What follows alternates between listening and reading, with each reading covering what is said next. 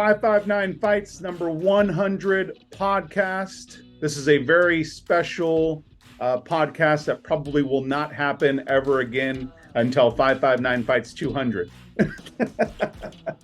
100 shows later, if it's not 559 Fights, it's just amateur MMA. And I want to give a big shout out to Motts, who's here with us today, because I feel like you came up with that slogan, didn't you? I did. I did. Motts is here, folks. We got Jeremy Lukow, who's obviously our CEO, and Antoine Hood, who's the vice president currently of 559 Fights. Now, you're obviously checking this out because we are on the verge of the big 100 show happening on September the 16th out at the Visalia Convention Center. Obviously, you can get more information at 559fights.com. And also, Facebook is back, right, Jeremy? That's Facebook back finally. It's been a year. Why did it take so long to get Facebook back? I think just their process of like getting your page back, so when they get hacked, you're not really talking to people, you're just talking to automated email service. So it just takes a long time to get someone that will actually care. Yeah, for a while there, I was like really kind of sketchy about the content you guys were putting out. I was like, what's going on with 559 Fights? No, but yeah. Folks, if you guys are tuned in right now, again, this is 559 Fights number 100 podcast. And this is the moment where I feel like it's a great opportunity for maybe people who don't know how 559 Fights got started. I mean, Jeremy's got a whole new team now. I've had a chance to be there for 2 shows as ring announcer, and it's just running like a machine. So again, I wanted to use this podcast to kind of like start from the beginning, right? How did this get started? How was this even built to what it is now? For 559 Fights number 100 happening on September the 16th. So I'm going to start off first. I mean, obviously, I remember a conversation happening in my office at Tachi Palace. Jeremy, Motts, and myself, we had that conversation in my office. I was the marketing manager there at the time. But Jeremy, tell me, before we even got into that office, what kind of started the idea? Was it something that we had done before? I'm trying to kind of recollect my mind and memories on that. So from an MMA perspective, the sports side of it, really, it came from the local fighters that at that time frame, 12, 13 years ago, were having a really tough time competing at Tachi Palace Fights. So I think for me, from the sports side of it, it was, we needed to create something, or I wanted to create something where we could help build athletes in the area so that they would be competitively ready to compete for Tachi Palace Fights. And then I think creatively and entertainment value wise, coming off of the fight night that you had for Chad Mendes. Yes. You know what I mean? We were both kind of talking, and I said, hey, we need to pull Motts into this because he's at that time was kind of the heart and soul of the media and the entertainment value that MMA had in that area. So I think collectively, like pulling the 3 of us together at that time frame to try to help develop something that would kind of kick off and spark something different. And as you remember, the first one, we had the pay-per-view aspect to it too. Yeah, I remember. So we had the 2 shows for the price of 1 commercials that we were running, where we talk about the MMA fights and we talk about the UFC pay-per-view. We did a whole kind of YouTube, I feel like a lot of our commercials were great leading into that first 559 Fights. We built the hype really well. But let's talk about the stories about how we got there at 559 Fights number 1. The cage had to be delivered from Vegas. We had a unique crew, go pick up the cage in Vegas. But the thing was, when they got back from Vegas, we didn't know how to set up the cage. Yeah, I think, Alex Perez was kind of the head of that. UFC fighter Alex Perez was kind of the head of that at the time. And then he gets back and he's like, I don't know what to do. And so I think we were on the phone with the cage builder, and it was in April, but it was still like 95 degrees outside. And Oh we were my God.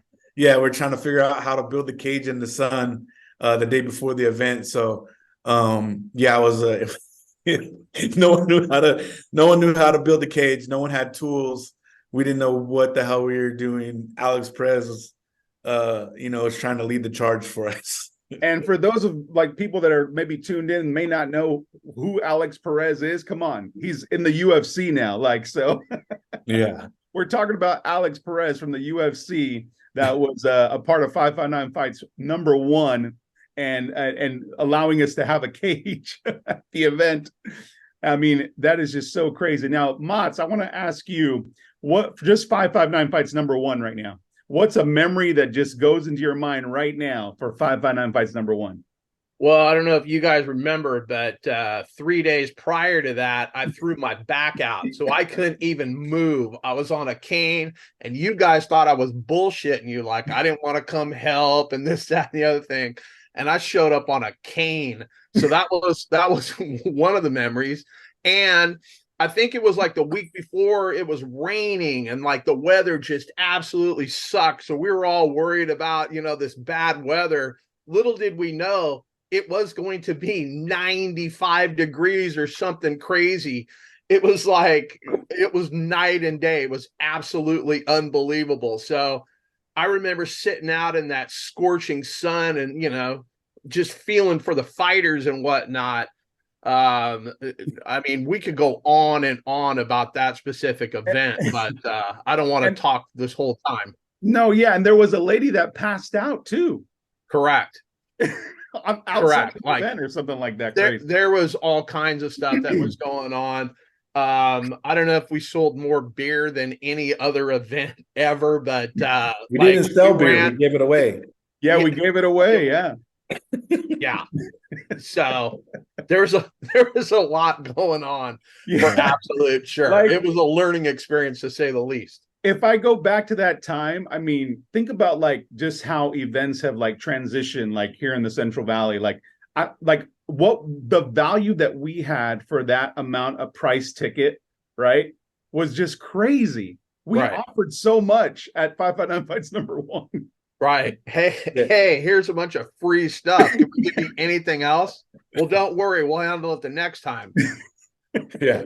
It was just nuts. Well, one of the crazy moments, though, was the UFC pay-per-view. So now, remember, I'm coming off of the event a couple months ago, the Mendez Madness. I did it at the King's Fair. So I already had a connection with, I believe it was Johan Promotions or something like that. So I'm thinking, I have a connection with them. I'm going to order the fight through them. I didn't really kind of give them, the amount of attendance that we were going to have. I mean, because I didn't know, right? So I just put down our regular 500. So obviously we had more than 500 people that night.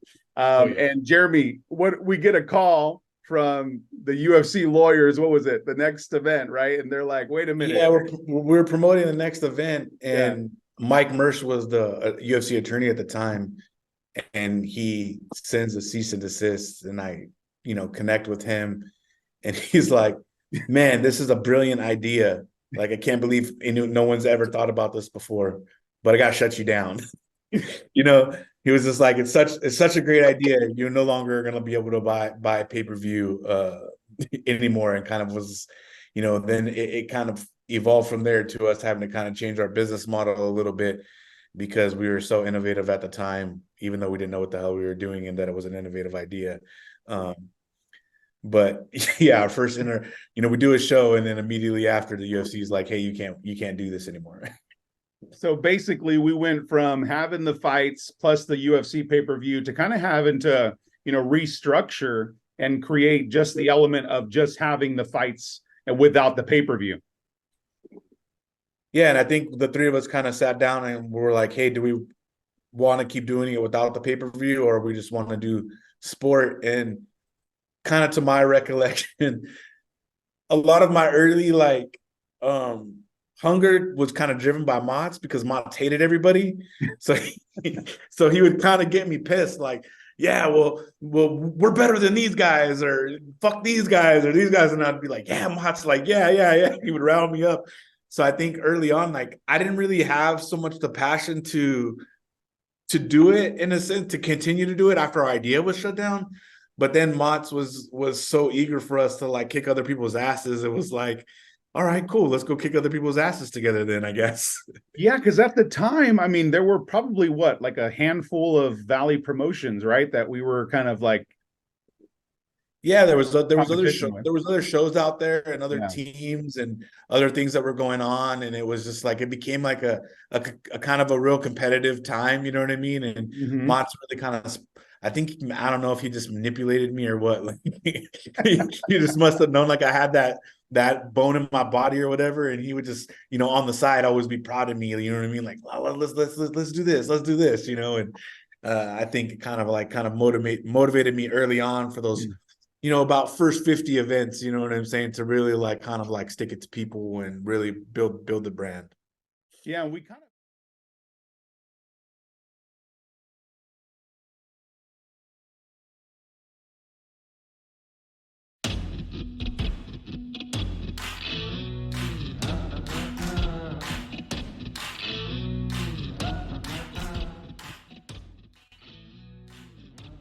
Yeah, we kind of built a good relationship with the King's Fair at that time because that's where we were kind of doing our first few events. But then we always forget about an event that we did at the Tulare County Fair for 559 Fights 3.5. Right? We actually had the show on the racetrack, but not even on the racetrack. It was kind of like in the breezeway of the racetrack. Do you guys remember that? Well, the thing I remember most about this show was the sheriff looking for Joey Perez, and the sheriff coming up is that Joey Perez. Yeah, well, I need to talk to him about an assault. And I'm like, what are you talking about? Joey ain't fighting. Nobody look at him up in the cage, and you know what I mean. So that's what I kind of remember from that event was, you know, the sheriff pulling me aside and looking for you and wanting to talk to you after the event for some fight that you supposedly got in but didn't get in. I had no clue about what the sheriff was looking for. Like I was like, what? And then and when he even pulled me aside, he sounded like he was a little tipsy. I mean, I was kind of like, what's going on with this guy? But Yeah. you know, I feel like we've dealt with security personnel, we've dealt with police officers. I mean, even in Tulare, I mean, they would just show up. Remember that? They would just be like, we're here, we don't care. Tasers out, ready to go. And they would stand in front of our VIP tables. Yeah. And a lot of the incidents would happen because our customers would be like, hey, we can't see, man. And then all of a sudden you get a guy grabbed and he's pulled down to the ground. Yeah. Oh 100%. man. Well, going into the promo videos, I mentioned it just a little bit. I feel like we had some good ones over the years. Mott's, Jeremy, even Antoine, if you ever saw our old promo videos, what were some of your favorites? I mean, the best promo video of all time is the Little Pump video, dude. Like, you guys went all out for Jace, like if he was the next star of the human world. Like if I would have watched that video back in the day and I was a kid, I'd be like, God damn, like, who is this kid? I just watched it recently. If you can say one word about Jace, what would it be? Terrifying. He had the most legit fight promo video, and he was only like what at that time? 13? 11, right? 11. I think he was 11. 11. Yeah, he was 11. But like, what about all the outrage from parents and whatnot? How dare we let children fight in the cage? I remember all of that, dude. That was a whole another bag of drama. Like, drama just followed us. I wanted to kick those parents' asses too, just for the record. Yeah, and it's funny now, fast forward, you know, 12, 13 years, and now there's youth MMA events that are televised live, and they're doing national tournaments and all this stuff. So yeah, there was other patent creation and youth MMA events going on at the time that weren't really spoken about or talked about. But I think our event with Jace was the very first one that like people were like, okay, we're really gonna watch it. Like, even now when you Google his name, like that Sherdog interview and link comes up where it got a lot of steam. So it's just funny that was one of those, but that had to have been the best promo ever for sure. No, for sure. I agree with Definitely. that too. Yeah, absolutely. I think we're good on voting with that one. So we were kind of starting to create a business structure. We were trying to figure out, like, with 559 Fights, where do we get office space? Like, how do we hold meetings? I feel like most of our meetings were always held like at restaurants, and then like finally, I don't know, did you get the connect, Jeremy, with this office space in Fresno or Clovis? I don't know who had the connect. No, actually, I can't remember if it was you or Mott's. One of you guys, that company actually sponsored us for a while. They were one of our sponsors, and then they ended up having some office space. It was a way out storage in Clovis, way out in Clovis, where none of us were close to. We don't have to drive like an hour and Right. an hour and a half to get there. Right. It We was just the didn't- last exit off the freeway on the 168. Right. Yeah. So yeah, that was interesting. We stored the cage there. We had an office there. I don't think Joey ever went to the office, but once a month, and he had his own office, which was kind of weird. So yeah, I mean, me and Moss would always be there hanging out, and like there'd be no Joey, and we'd be like, "What the hell are we supposed to do?" Joey would never show up for any of the meetings. He's just down the street though. Yeah, I'm on Shaw. I'm on Shaw. yeah. That was the best. I mean, we had pretty intense discussions too in those office little conference rooms. Like, they would like literally let us have the conference room like right at the entrance of the storage unit. Yeah. And I think there were times like all three of us might have gotten into a fight over planning. Yeah. No, I think you put three alphas in a room together, you know what I mean, and you're discussing alpha shit. Like, I don't think there was a meeting where one of the three of us didn't leave pissed off or damn near in tears Facts. from frustration of wanting to kill one of the other three of them. Absolute facts right there. That's for sure. Yeah.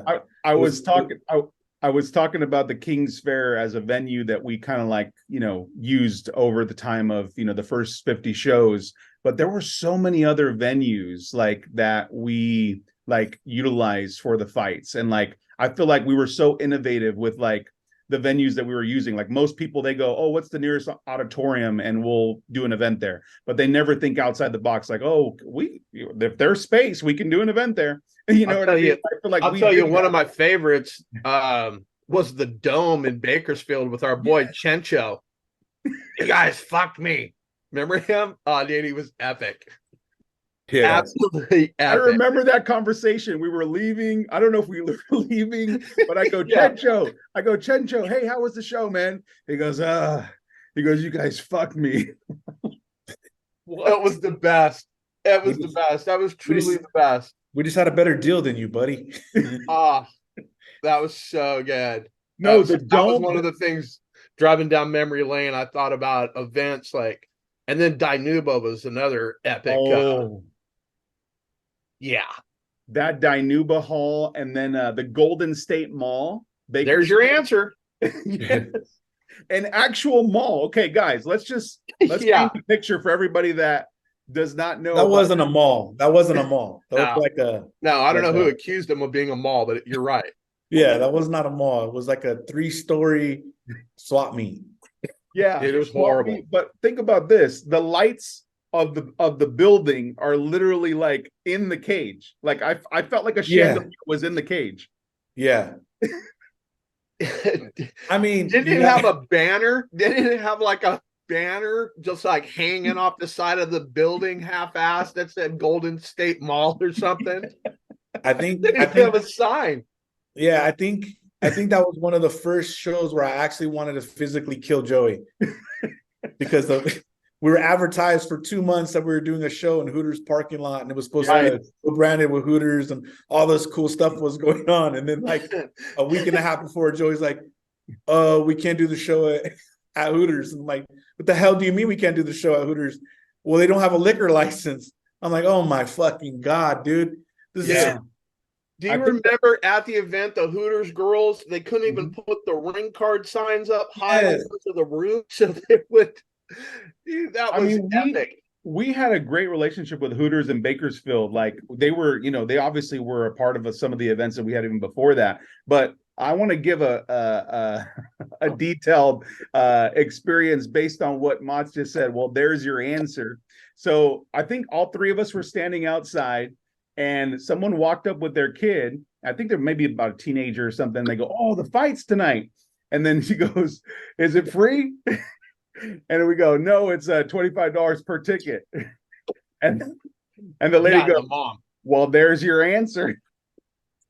And just So that pulled was a him off no. and said, "We're not going in there." Right. Yeah. Oh, Yeah, it was pretty epic. All three shows in Bakersfield that we ever did were epically crazy. I can't believe that we even did a show, that third show, or was it? I don't remember if it was the second or third show, but in that little private bar that trucking Old company, Creek, right? Old Creek. Yeah. Yeah. Oh my God. Yeah. So they had their company where they did stuff, and then like there was a private room where they built like a nightclub. Yeah, it was just like a private bar basically back there with like a little room where they would do like dances and stuff like that. The cage barely fit. We had like two rows of chairs. That was there were some characters that we dealt with at the venues. Like, let's talk about Lamore Rec. I mean, this guy's retired already, so I feel like I can talk about God. Lamore Rec. I mean, like, we had venue management or maybe just staff that ever worked at these venues that would just be upset or in a bad mood. You ask them to move one thing, they start yelling at us, just intense. Like I feel like we never got like staff that were just nice. Yeah, I don't think we had staff that was really nice until we got with the Rawhide and we got with the convention center. Yep. And that's I think all the time, all the other times it was always a battle of like, oh, you're doing shit MMA, like we don't really want this here, but we'll do it. And they were just unhappy and miserable the whole time. And we were just happy to be doing shows anywhere we could. So it was like, I guess I'll just let this guy shit all over me because we need this venue. Like, we did events at the Tower Theater. I mean, nobody had ever done something like that on the stage of the Tower Theater. Dealing with characters there too. Lawrence, he's gone. Apparently the city of Fresno owns the Tower Theater now. But man, I mean, that was a crazy experience too. We did a couple shows there, about 3 or 4, right, Jeremy? Yeah, we did a handful of shows at the Tower Theater. It was definitely fun. We had an entire cage built for that purpose of being on stages and stuff like that. So that started at Club Rome, though. Yes, the nightclub. Yep. Yeah, that's 17. We had to get the legs on the cage sanctioned by Camo. Like, it wasn't just like, hey, build a cage, because we had to make shorter legs. We had to get that sanctioned. Like, there was a lot. The problem was too, is we got shorter legs built, but they didn't build they built the actual longer legs too long, if you remember. So the cage was really narrow and it sat up high. Yeah. So when we did regular shows, people were hitting the cage, it would like slide and move back and forth. Yep. Yeah, it was safe. Oh man, I mean, we've had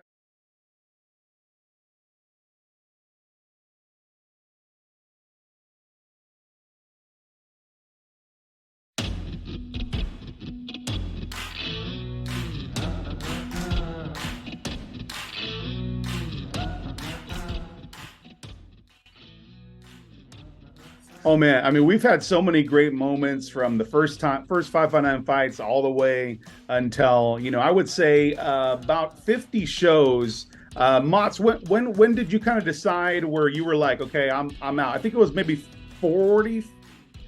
No, something. Yeah, I don't remember the exact, but my dad came down with cancer, and that just took a big toll on me. So I wanted to spend as much time. And I mean, I think you guys will agree, it takes a shitload of effort and time to get one of these shows going. Everybody thinks you just set up a cage and sell some tickets, and it's just something that just happens. And I mean, when I go to shows, like, I'm looking around, I'm like, holy shit, like, they got a team together. But yeah, Jeremy's got this thing running on just a machine. But yeah, definitely. And then I stepped out, and then I'm surprised you guys even kept it going without me involved. No, I'm kidding.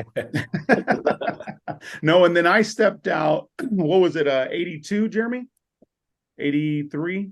Yeah, it's at some. I can't remember the exact number, but Yeah, yeah, so, no. It had to have been. It was in the 70s because I think our 79th show was, I think, our first show back from COVID. yeah. So it was just a little bit before that, probably Yeah, the mid so 60s somewhere. yeah, so I went down, and obviously, you know, I was dealt with the whole cancer bug, but you know, I think for moving on, because we're kind of running out of time here. I just wanted to kind of go over like just not only like our favorite moments, like for me, the moments, like obviously the business side of it, the planning side of it, all that stuff is like sometimes it's not the best stuff. But I feel like my favorite moment was just like seeing the crowd like get all pumped up and hyped up for the show. I feel like we have the most exciting crowds for MMA shows. And it was just exciting just to be a ring announcer, but also have the behind the scenes of actually putting on the event. So that was exciting for me. I don't know, Mott's, Jeremy, what are kind of your favorite moments about the shows that we put on? I think favorite moments. I always say this, the same thing was the show that we were doing outside at Visalia Rawhide when it rained, and we were able to move the whole show and somehow get a ABC license all the way to Hanford and still had like 1,000 people there. I just thought that was kind of crazy. You know, I think one of the brighter spots for me over the years was being able to help and develop Antoine, because he was someone who came in as a coach and was bringing guys all the way from Ridgecrest to fight for us. And it was like, dude, this guy's like super bought into what the product that we have, you know what I mean? And so working with him over time, and then him wanting, you know, as Mott's made an exit, as Joey made an exit, really kind of take little steps forward, and, you know, not only matchmaking, but then, you know, passing on knowledge to guys for other things, and then just giving me different perspectives on things, and him becoming really not just a yes man, you know what I mean? Someone that challenged me as much as Mott's did, challenged me as much as Joey did, you know, and saying, hey, we shouldn't do this or we should do that. You know what I mean? Just his development and growth, you know, from the time that he came on, probably was, I feel like, probably one of my biggest accomplishments, other than being able to give obviously athletes the platform to grow. So just wanted to kind of hear Antoine's thoughts a little bit before we check in with Mott. Well, it was easy coming into the program and everything, because I was seeing shows in like San Diego and and they really, it just wasn't something like I was looking for as far as like organization and like putting on a real show. To me, it was just like putting some fights together, selling some tickets, making some money, and that's it. It really wasn't the same experience as 559 fights. My first show was I believe it was number 18, so it was like October 2013. It was at the big Fresno Fair. So it was just such a good time. It was like the crowd was crazy. I was the first fight of the night. So I got one guy on there, he lost a decision. So the rest of the time I just got to hang out, you know what I mean, behind the scenes, talk to some of the coaches, and kind of see how this organization was ran. And it was really professional, even at its earliest stages. So I was around until about number 50. And at the 50th show, I was like, okay, this, you know, these guys isn't going anywhere. I'm going to keep doing this thing forever. I'm going to keep having guys up here. Even when I didn't have fighters, I was up here driving up, wrapping hands, you know, coaching guys who didn't have fighters. Just got to be a part of the experience. And then one day in 2018, Jeremy hit me up and said, hey, man, you want to be a matchmaker and kind of, you know, kind of help take the thing to the next level? And like, without a doubt, I was like, I'm in automatically, you know what I mean? Let me know what I need to do. And I just kind of love the behind the scenes of like putting fights together. I mean, even it is a headache, yes, and I'm glad I'm bald because I'm pulling my shit out all the time with these fights, and you know, and so it's just nuts. But you know, just kind of seeing the development from that guy who it was the very first time having an amateur fight to making it to the pros now. It's been so long now. We've watched little babies and 559 fights made to the UFC, and I think that's pretty awesome, man. So I'm just happy to be a part of it. And I'm just keep doing this thing, even though I'm in another state right now. I'm happy to be a part of it. And I'm going to keep doing this thing until the wheels fall off. I love it, Antoine. Mott's, favorite moments of 559 fights? Man, it just, I could just go down memory lane and whatnot, but like we had some great characters and whatnot that were in the cage, over the years. The Paisa, the dude didn't speak a lick of English, but he was like one of my favorite fighters. I could never interview him. I had no idea. It was basically sign language between he and I, but he was one of my favorites. The Baptist, who, I don't know what happened to that guy during. My answer. He kind of went off the rails and whatnot, but there's just so many memories of just great fighters that had come through. I miss like some of the stuff that we used to do. I don't miss any of the fighting the three of us used to do, talking about this, that, or another thing, setting up the cage. Where's Joey? I'm on Shaw. Like it was just one thing after another. But like one of the memories, and I don't know, maybe Jeremy knows who the fighter was. This is the first time I'd ever seen it. But basically, a lot of these guys, I mean, you hand tickets to them, they're wearing the tap out gear, they're this, that, and the other thing. But you hand tickets to these guys, and all of a sudden it just becomes too real. And one time we were at a weigh-in, and a guy showed up for the weigh-in, but then he didn't show up for the fight. He like saw his opponent, and it was a wrap. We never saw that guy again. So, some of this stuff, some of these guys, they get tickets in their hand and they keep telling their friends what a badass they are, and then they're about to get exposed on a stage in front of everybody, and all of a sudden, I pulled my toe, I can't walk, or I drank an energy drink, right before I was about to go in the cage. Like I know Jeremy's seen a million more things than I have, but like it was eye-opening and whatnot. And shout out to Bloody Mayhem. How you guys doing? Just checking in. That's something you guys probably don't know about. Oh my gosh, it's good times, man. So obviously this was like the fastest 40 minutes I've ever been a part of, because of so many like great things that we're talking about and like that have happened throughout the history of 559 fights. Not to hijack the show, and I still kind of wanted to kind of rewind for a second. No worries. I kind of didn't get to touch on. I don't know if you just kind of glossed over, your situation because you didn't really want to talk about it too much. But that was definitely a pivotal time, I think, in the transition of 559 fights. You know what I mean? And I don't want to crack jokes or do anything insensitive, but definitely one of the funniest things that Joey, you and I, that you ever told me, you just kind of went missing, right? And I didn't hear from you for a few days, and I was like, what the heck is going on? And to me and Mott's that might be part of the course, you know what I'm saying, for you.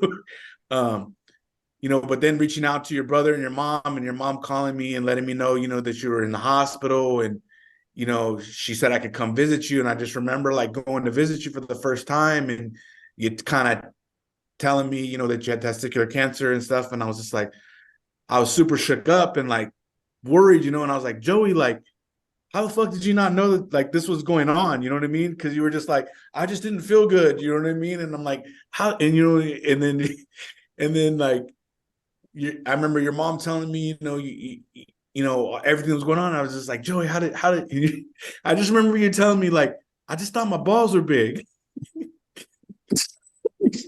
And I was like, this motherfucker, man. Like, I wanted to slap you in the face, so I didn't know whether to hug you or slap you. And I know we were crying and all this stuff, all these emotions were kind of going on, and I was just like, this dude just really cracked a joke in like his most trying of times in his life, trying to make me feel better about the situation. I just remember like, all the stuff that we always had going on and stuff, like, holy shit, man, this guy's going to make a joke right now, And I think that, that time for me was super scary because I was kind of in the office by myself, and Antoine was far, and there was just like no one there in an immediate that could help. You know what I mean? It was like, hey, we got an event in 2 weeks, and it's like, I have no communication with the venue. So like, it's like, figure it out. You know what I'm saying? And it's like, going down there and like figuring it out and trying to speak Spanish with the Rainbow Ballroom, like, you know, trying to bring people into the circle that could help me. And I think that was the time where I realized, like, no one person can be bigger than a team anymore. You know what I mean? And like, I needed Antoine to be able to run the show if I was able to get sick, and Antoine needed to be able to lean on people, and we didn't have people. So at that time, like, it really switched from like, we got to develop a team, man. It can't just be me. It just can't be just be Joey. It couldn't just be Mott's. You know what I mean? Like, you can't just be Antoine. Like, and that's where the team this that I've assembled now really came from, being built out of like, hey, we all, you know, things are just gonna can and will happen unexpectedly. You know what I mean? And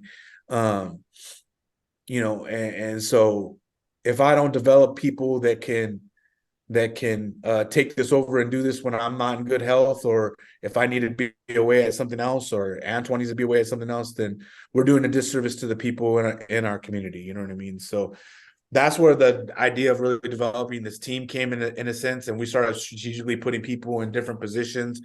And Antoine and I and develop. I mean, I think we're at like 17, 18 people in our group chat now. You know what I mean? Where previously it was just me and Joey, you know what I mean? Or me, Joey, and Mott's at one point, you know? Yeah, and I'll just give my perspective real quick, like just on being at the last show, like the first show that I came back to when I was gonna ring announce. I was like, oh man, I was like, well, I should probably like prepare myself because I'm gonna need to help Jeremy, you know, move tables and like figure out like all these little things that, you know, Jeremy, you know, he's doing by himself.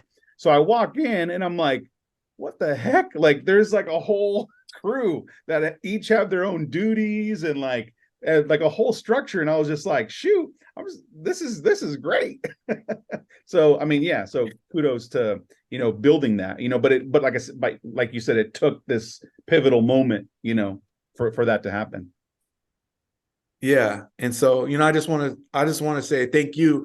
Even in your time of tragedy and things that were going on in your life, you helped push me and Antoine to really become better, not only people, but promoters, you know what I mean? And I hope you don't feel like ever lost or in the shuffle. You know, I know there wasn't a lot of communication with you other than me checking on you personally, you know what I mean? But it was like, I specifically never tried to talk business with you after that, you know what I mean? Because I know Joey, and if I would have started talking business with you, you would have took your focus from dealing with your situation to dealing with the fights, and that's not what needed to be done at the time. So, you know, I hope you know during that time where things quieted down, that Antoine and myself were really like just trying to push the business forward, to show respect for you in the same sense, you know what I mean, and that time frame. And through that, you know, through your tragedy and through the things that you were going through, you sparked us to be better people and better, and the company grew exponentially because of it. You know what I'm saying? I mean, that means a lot to me just hearing you say that. I mean, I definitely, you know, I definitely miss it, you know, but I feel like just for my health, you know, I feel like you know, I definitely have to pace myself back into things. And I feel like, you know, ring announcing and providing maybe my creative elements to you guys maybe helps, you know, at this time. And like I said, it means a lot that you said that, man. I really appreciate it. And that's why I don't want to bring this stuff up. Yeah, I guess we can start talking about 100. We all know you got big balls, yeah. So I can never. I'm never gonna let that go. I think about it in my downtime. You know what I mean? Like, fuck, like Joey's got big balls. You know what I mean? So that was the first my balls was hot. Right? That was before that. Yeah.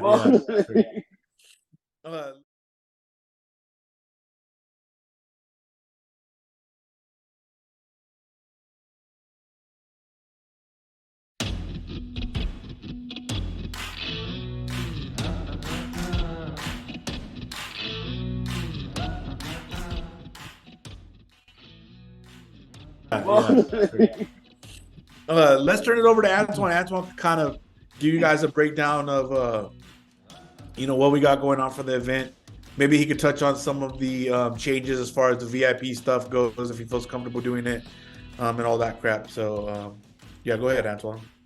So just breaking down the card, just like, first of all, 5 title fights, man. So that's already insane, and it's been a roller coaster trying to keep a lot of these title fights together because, the amateur MMA is always something going on in somebody's life, whether it's like a legit injury or something happened with like a family member or, you know what I mean? So it was always just crazy. So we tried a middleweight tournament the last event, and that thing kind of fell apart, but we did end up keeping Pedro Trujillo on there. We ended up getting him to fight Jeremy Tisler, who also has 8 fights under his belt. So, and those guys have a history behind each other. They trained before in Bakersfield, both out of the same city. So 2 guys who know each other really well. It's going to be a banger of a fight, So I'm really excited about that one. We got a newcomer this year, Kyle Mask out of Madeira. He's a 3-0 light heavyweight guy. He's fighting Kaleo Lapaga. I think he's like 2-2. He has 4 fights versus 3 fights. And those 2 are some bangers, some heavy hitters. There's going to be some like slobber knocker of a big guy fights too. So I'm excited about that one. I don't think that was going to go the distance. So you guys are watching this, don't blink for that fight. Who else we got? For featherweight, Josh Simpson and Raul Valdovinos, 3-0 versus 5-3.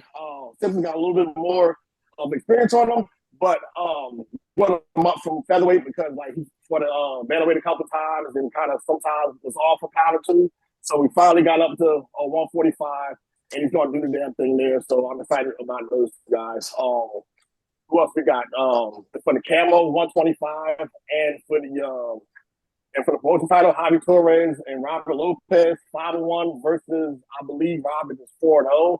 So those guys are real close to going pro. So I'm excited to see what these guys do, kind of almost like doing the twilight of their amateur career. Because I'm pretty sure we're going to see these guys in the near future, like on a Uriah Favorite A1 show or any other regional show like that. So it's a good chance to see these 125ers actually, and to have some more approved 125ers coming up in the near future. So that's what I'm cool about. And then the main event, we got Isaiah Munoz and Gabriel Reyes for the 135 belt. And those guys always bring it. So I'm excited. So there were a lot of changes. So just to round this up, there's a lot of changes in this card, but I'm excited about what we have right now because all these guys that I just named off always do what they got to do, always show up on time to fight, always bring it, always put on a good show. So there's not going to be one boring fight in any of those title fights. So I'm really excited about that, and I think you guys should as well. That's awesome, man. 559 Fights number 100, September the 16th, Visalia Convention Center. Now, 559 Fights has been at the Rawhide the past 3 shows, right, Jeremy? Yes. So now this will be our first fight back at the convention center. Back at the convention center, yeah. So this is going to be the perfect segue for the next question because we're talking about 559 Fights 100 and beyond. And I just saw a recent breaking news about 559 Fights and A1 Combat doing back-to-back shows in December. Want to give a little info on that? Yeah, I think something that I've always tried to pride 559 Fights on is that we want to get these athletes prepared and get them on to the next level. So I've had a lot of strategic partnerships over the years, whether it was with RFA, LFA, Fury, Combate, all the shows that come in here, Tachi Palace fights, all the shows that have been in the area, to make sure that our athletes are landing in good places and they're being treated the way that they need to be treated. Whether that's me managing guys or just giving advice, whether that's helping guys with some medicals, helping guys through different issues and trials through the way.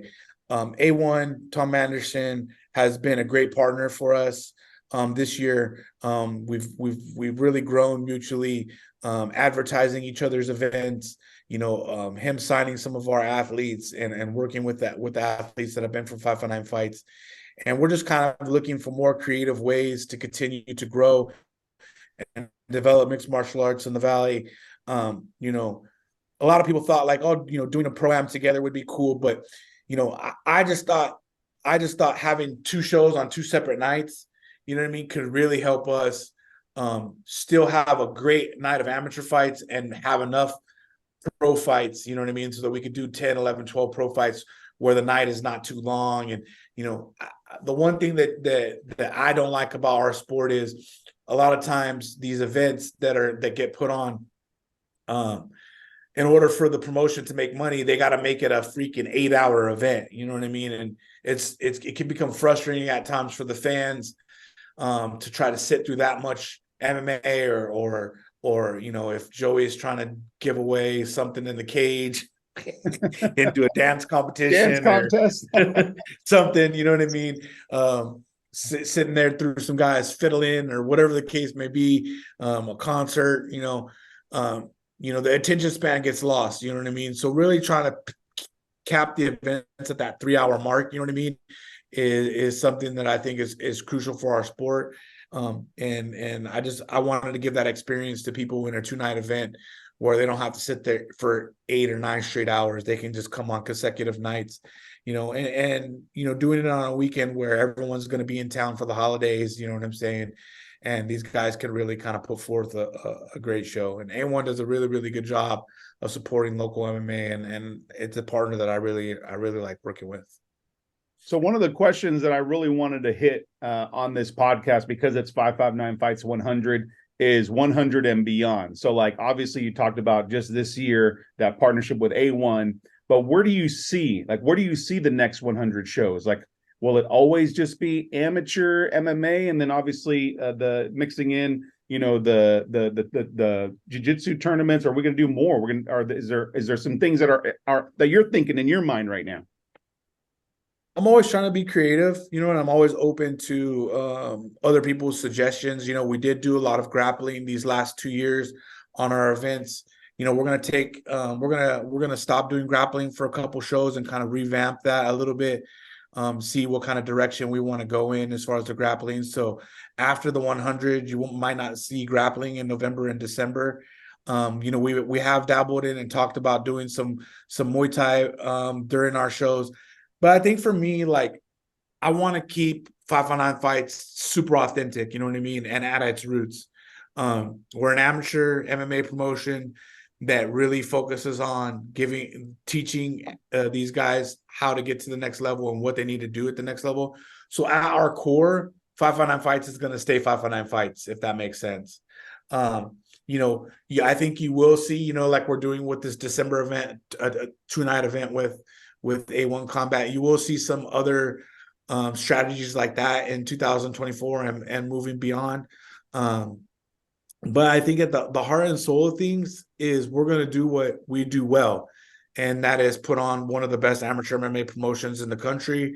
We're going to provide an area for guys to have great opportunities, and we're going to provide the best teaching and learning for these athletes, because I think that's what other promotions don't do. Is I don't think other promotions are trying to teach these guys what it takes to get to the next level, and the things that they're going to have to do outside of the cage that are going to make them make their names get chosen when it comes time for the professional ranks, and things that are going to help them not be just used as a fighter and someone that's going to be made money off of and things like that. So the guys that are coming through our system, I want them to know, hey, if you really want to have a career in MMA, I will help you get to the next level. I will do anything that it takes, and I will use all my resources to help you get to the next level and beyond, whether that be signing with the agency, whether that be helping by giving advice, all those other things that we've touched on before. So yes, what do you see? That's the thing, like what you're saying, Jeremy, is it's not a sales pitch. Like, you're not just a promoter that's selling that, like, oh, I'll help you get into the UFC. You're doing it. Like, you're actually doing it right now. Like, no other promotion has, someone that is a managing partner of an agency that has hundreds of UFC fighters on their roster. So it's like, you're doing it. This isn't a sales pitch, Yeah, it's not a sales pitch, you know what I mean? And I think guys get lost in the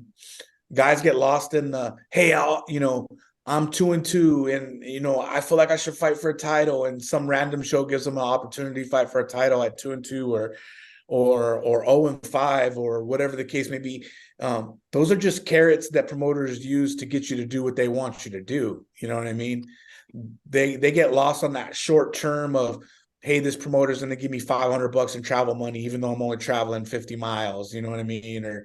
Or this promoter is going to offer these things, but they're not offering things to people that are going to substantially help them down the line and with their career.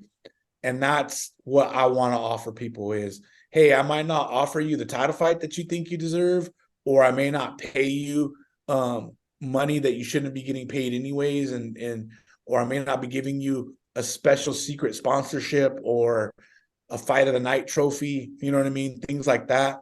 But I am going to do is, if you're really serious about being a mixed martial artist and getting to the next level, I'm going to provide you with all the tools possible so that you can actually have a long and lucrative MMA career. I love it. I love it. Again, 559 Fights number 100 happening September the 16th. You don't want to miss it, folks. Like I said, Facebook, Instagram, all the information is there. And obviously 559fights.com. I wanted to leave this final spot just for thoughts, moving forward, just final comments. I'm going to give it to Mott's first. Final comments as we celebrate 559 Fights 100. I was just, from that first meeting that we had, back at your office to basically putting that show together with no money in our pocket whatsoever. Like, we just had to go out and, we found a cage. Like, it was absolutely insane. Just all of the characters, like I said, fighters, venues, just like, cops with tasers, like, there's just, I could go on and on about all of that, but it was definitely a fun ride. Props to everything that you've continued, Jeremy. You built it up. And I look forward to seeing what's going to happen September 16th. I'll be in attendance to check that out. Jeremy. Yeah, I'm just super excited and blessed, you know what I mean, to be able to still give back to the community, and by community I also mean the community of mixed martial artists and gyms and coaches. There's not enough time to say all the thank yous that I would want to be able to say to people, and all the different people that have touched 559 Fights over the years, touched me personally, fought for us, contributed in some way, whether it was $1, whether it was an hour of work, whether it was, coaching a kid, mentoring somebody. There's been thousands of people that have kind of touched the 559 Fights brand and made it what it is today. So there's not enough thank yous to go out, but I will say that we're just going to keep trucking. You know what I mean? I'm going to keep doing what we set out to do from show one, and that was really kind of try to create and better athletes that can go on to the next level and compete at Tachi, you know what I mean, and compete at all these shows locally around the area and throughout the state and beyond, and get to the UFC. I mean, it's something to be said that a fighter fought on 559 Fights went on and fought in the UFC. You know what I mean? And we continue to see that to this day. And not only that, you've seen guys that have coached at the highest level come to our shows. You've seen managers that have managed at the highest level be in attendance at our show. You've seen fighters that have fought at the highest level continue to come through this platform. So for me, it's just being able to continue to grow the community and offer as many services as we can to these people. You know what I mean? And now with that, having a team that really counts on us to be able to provide a living for themselves. You know what I mean? Some of these team members really count on that check, every month. And now we're not only being able to create opportunities for athletes, but create jobs and be able to provide services to people. So that's really what it's all about for me. Love it. Antoine. The mission's always been the same, man. Putting on a good show in Grand Valley MMA. We'll be doing that with show 100 and beyond.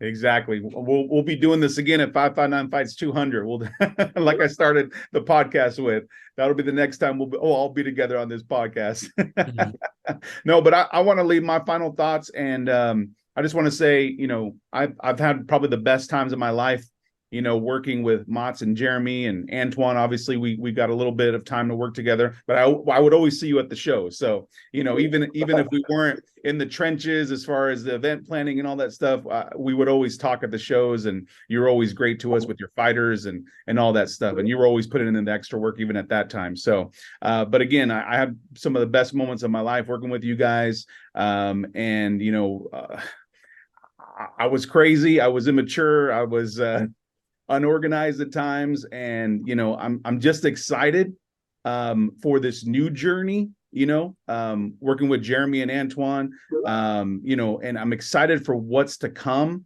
with this new outlook, you know, of 559 Fights, and the new road of where we're headed. So again, I want to thank you guys for your time. I know everybody's got busy schedules to be here. I just wanted to, you know, use this time so people would understand, you know, that 559 Fights wasn't just started magically. You know, there was a journey that started this all the way to 100, and there's a lot of people that don't know, like, you know, this wasn't like a rich thing for us. Like this, we weren't like just walking out, you know, every show making a bunch of money and stuff like that. I think there's that misperception, right, of like, oh, you're the fight promoter, you're making all the money, and this is that. No, this was like, you know, day before, 10 hours before, trying to find money to pay for services, or trying to find money to pay for an ambulance, or trying to find money to pay for the venue, or, you know, last second, like,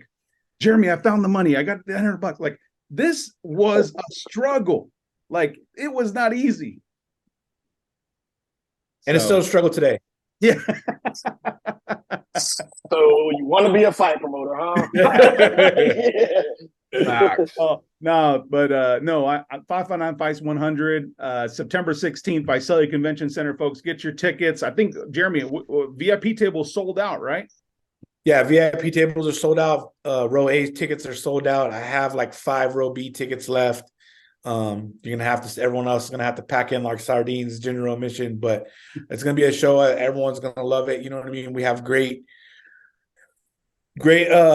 sponsors and great people that are worked around us. You know, there's been a few local sponsors that have been with us from the beginning. Obviously, Bueno Beverage. Really big shout out to Derek and those guys have always taken good care of us and made us what we are today. You know what I mean? Perfect segue. Bueno Beverage, first sponsorship. Manny Mendoza believed in us, gave us a 3-year deal, like literally off the freaking first meeting. Like, so Derek, man, Bueno Beverage, man.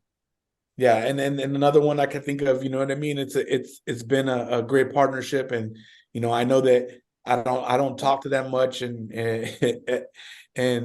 we don't see each other a lot like we used to, but you know, Damon Miller over at Chicken Shack, you know what I mean, been with us in some form or capacity since the early years, you know what I mean, and we got great sponsorships now. With the new companies that we're working with, La Raza, you know what I mean, Token Farms. There's so many great companies out there helping us now, but those are some of the OG companies that were with us in the very, very beginning. And you know, I just want to make sure that I mention those guys.